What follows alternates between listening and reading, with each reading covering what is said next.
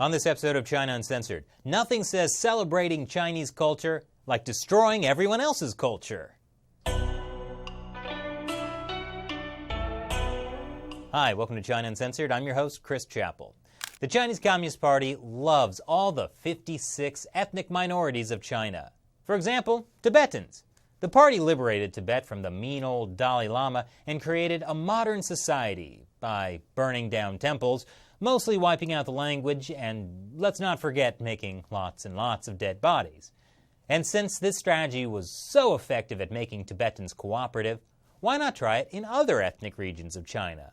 Well, that's just what the Communist Party has been doing in the Xinjiang Autonomous Region and its ethnic Uighur population. And it's working just as well as you can imagine. I went down to Washington, D.C. to speak with Irade Kashgary, a Uighur activist about the Chinese Communist Party's cultural genocide. Thank you so much for joining us today. Thank you. I'm happy to be here. So how about you tell us a little bit about yourself? Of course. I was born in East Turkestan in 1993. My parents immigrated to the United States in 1999. And I am a U.S. citizen, and ever since I was 5 years old, I've been a Uyghur human rights activist. I've been going to protests since then, complaining about what China's been doing to Uyghurs. And now I operate on a care and education, which is a Uyghur language school in Northern Virginia. Okay. Now I understand that some people call East Turkestan a different name. Yes. They do go by Xinjiang, but just like my name, for example, which my parents gave me the name Irade Jalil, they changed it to Irade Jalili. Similar to what they're doing, this is all part of their Sinicization. Their plans to try to completely suppress and get rid of Uyghurs in general, and that's why they renamed East Turkestan as Xinjiang. That is the name that they want to go by. The second you say East Turkestan, you're detained, you're sent away, you're considered a separatist. But that is the name given to us back in the 1800s. Well, one thing I don't get is, I hear that all the ethnic minorities in China love the Communist Party. So the Uyghurs, surely the Uyghurs also love Communist Party. You hear that, yes, but unfortunately that is not the case. That is false propaganda that they like to spread. Even before 2001, they used to say things like, oh, Uyghurs are so happy here. They love the Communist Party. They're great. We get along great. Just like the Tibetans. Just like the Tibetans. So no difference, right? We're not under any oppression. No. So the unhappiness is because of that oppression, because even back in history, before in the 1900s, what would happen is Uyghurs would get to a certain part of their career, or they'd have caps. It would be racism. They'd be capped off at a certain position. They don't have any self-determination even back then, and that's where the unhappiness comes from. So just as for our audience who might not have a super clear idea of the Uyghur people, can you tell us a little bit about the Uyghur identity? Yeah, we're Turkic Muslims. We've been in existence for a very long time. We've had our own country. We have our own country, currently oppressed. We are, This feels so subversive. I love it. We have a lot going on, and we have history, we have culture. We're Turkic, and we have a lot of Islamic points. For example, our text is Arabic, and we've been in existence for so long. We used to be nomadic people, and then we settled in the Northwest, similar to Uzbekistan, Kazakhstan, etc. And in 1949, we were oppressed by the Communist Party. Oppressed or liberated? Oppressed. Well, so you see this in Tibet as well as in Xinjiang or East Turkestan. I'm using both so people know the same page we're on. And like Tibet, you see an eradication of the traditional Tibetan culture. That's happening in Xinjiang as well, right? That is correct. It's happening at an alarming rate. It started, as I mentioned, very early on, but it's getting more and more severe now. They're attacking children. They're handling the generations differently. So while they're arresting the people like me, my age and older, They are taking the younger kids that are still, developing their minds, and they are teaching them to forget who they are and to consider themselves Han Chinese. There are videos that have been released with kids who are Uyghur saying that they are Han Chinese. This is ridiculous. This is, how do you say that you're not one thing and then that you're another? It's like ethnic genocide. It's ethnic genocide, and they're making sure that any of our ideologies, any of our beliefs are completely being suppressed. I hear so on Ramadan, which is a traditional holiday where people fast, correct? Yes.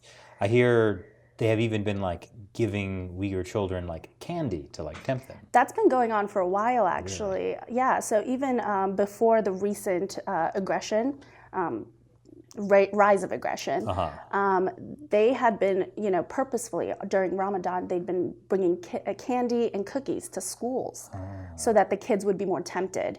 Now, that's not even the case. You have to eat. You have to even drink alcohol for adults, at least. I don't want to... They're not forcing that on the kids yet, right? Not yet. Okay. So they're tempting them with candy. It's like the Communist Party has reached old child molester in a van level of evil. Exactly. It's getting ridiculous. And at this time, they're sending these kids to schools far away from their parents. So there's two parts to this. One part is that kids are being sent to orphanages because their parents are being sent to re-education camps, so they have no adult supervision. So for those that aren't being left alone, they're being sent to orphanages as if they didn't have living parents or living family members. The other half, whose parents may not have been sent, and that's a very, very few, they are being sent to boarding schools. And this has been happening for a long time. And I know a specific girl who was a student here in the US, and she thought she wanted to go visit her parents 2 years ago. And she thought, she's very young, so she's innocent. She doesn't realize what's going on because she grew up in Chinese education. And she went back and she was immediately sent off to boarding school, even though all of her stuff is here. Her education is here in the United States. But the second she went back, off to boarding school. She was 14 years old. She stayed with me at my family's house, and she was at a private school very well because her parents were somewhat well off and were able to send her money. And now we don't know. Last we heard she went off to boarding school, but we don't know. How is the Communist Party changing the face of Xinjiang, East Turkestan? Well, first and foremost, they've destroyed one of our oldest cities, one of our oldest traditional cities, Kashgar. My last name actually is a note to that, so Kashgary, Kashgar. And they completely demolished this historic land with all of our ancient, buildings that contain a lot of history, and rebuilt on it to synthesize it and to remove any sort of history that was there. They destroyed books, especially anything that contains religious texts. But at this point, so having something like a small term used once in the book means that they're going to destroy it. They're not allowing the language to be used at all. The language is banned. They're forcing people into the houses, Chinese party representatives into houses, so that they can spy and make sure that these Uyghur families are not associating with their culture in any way. And as I understand, a lot of traditional beliefs are also being discouraged, to put it lightly. Exactly. So the religious oppression is very intense. Anything that we believe in, we're not allowed to say, or they're not allowed to say, God bless or anything like that. They have to say Xi Jinping bless or the Chinese Communist Party bless. Yeah. I'm going to start using that. Xi Jinping bless. Yeah. I'm sure you could do a little hashtag and make that run off real quick. Some things should not become viral. I agree. So Xinjiang is becoming a surveillance state, and people are even being monitored in their homes. What's the goal of all of this? To make sure that people aren't associating themselves with Uyghur at all. This is all part of their plan to completely destroy the Uyghur culture, and to make sure that they're not teaching their kids, for example, or they're not, keeping anything from the party. This is all part of their, they're talking about the surveillance state. This is 100% Big Brother-esque level. Big Brother's great, though. Yeah, I mean, What can go wrong Nice when and they're watching your safe. every single move, and they have your kids? And there's been proof that they're asking the kids to tell on their parents. So if Just that's like in the not Cultural 1984, Revolution. just like the Cultural Revolution. So how successful is the party at this cultural genocide? I think they are getting pretty successful. I think it's been happening at alarming rates. Earlier this year, we were talking about people being sent into these so-called re-education camps. Vocational training schools, right? But really, let's be honest, they're a step away from being concentration camps. They're being sent to these at alarming rates because back in earlier this year, we were saying that there was 100,000, like around the 100,000. Now we're saying up to 3 million people. And the UN even released a report on this as well. So, you know, they're being successful, and we need to speak up, or we need to do something as soon as possible. I know the U.S. government has been more vocal about the situation there. What can the rest of the world do? We can continue to be more and more vocal. The U.S. has been, taking lead on it. Recently, there's been the Uyghur Human Rights Act that's been released. But the international community, the EU, has spoken up as well. But it's still, speaking up is only the first step. We need to actually create acts. For example, the U.S. has the Magnitsky Act. We need to implement that. I think all countries need to implement it. Can you just mention how that applies to specifically Xinjiang?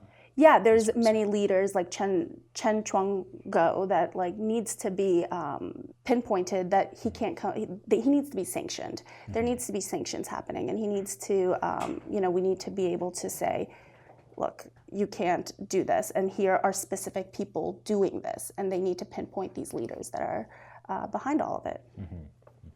So what happens to people who try and stand up to this inside of Xinjiang, East Turkestan? There have been very small movements, for example, in the sense of people stand up by, we are very, we really value books and art and stuff like that.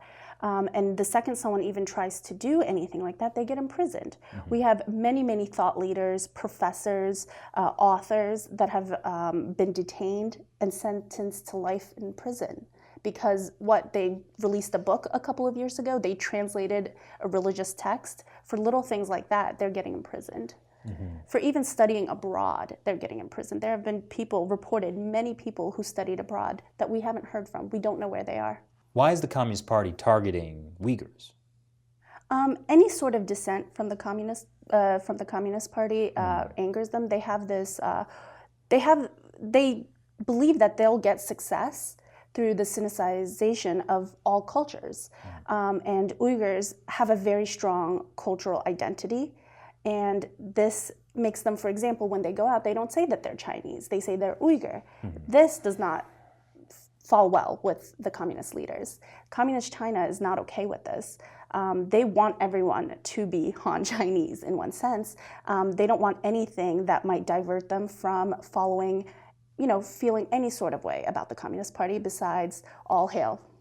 Well, that was very insightful. Thank you for joining us. If the audience would like to learn more about you or what you're doing, what can they do? What they can do is they can visit many of our websites. We have uhrp.com, we have uaa.com. These are all sources. You can Google Uyghurs on Google, and you'll be able to learn a lot from there. Besides that, they can contact many of our leaders and make sure that, read on the Uyghur Human Rights Act, read on the Magnitsky Act, and see how that's implementing right now in the government. Well, thank you for joining. It was great to talk to you. All right, thank you. Thank you very much for that fascinating interview. Yeah, of course. But there's actually so much more to talk about. There is. I don't think we got to half of it. Not even half. Fortunately, I spoke to Rada on the China Unscripted podcast, where it was so good. Yeah, it was amazing, and we got to talk about much more of the issues that are really important. And so I put a link below, so check it out.